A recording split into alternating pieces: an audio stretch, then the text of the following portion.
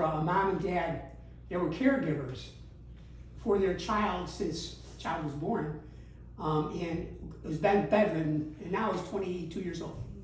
So what we did was, the bathroom, let's just say, was about from here to that wall. And what we did was, the child couldn't get through the bathroom from the bedroom over there into the bathroom over here. So we took and we cut out a section of the wall and put a door in there. The door sat up above the ground about this high, so that the water from the shower, which he was going into, would not splash out into the bedroom, if this makes any sense to you. So the door was 36-inch door, sitting up above the ground.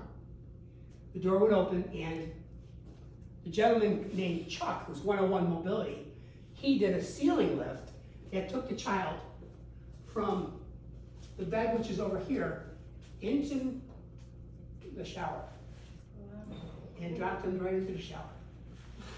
It was phenomenal, and that's the kind of stuff that's a very specialty issue. Now mom, who has to do this and break her back, and dad, same thing.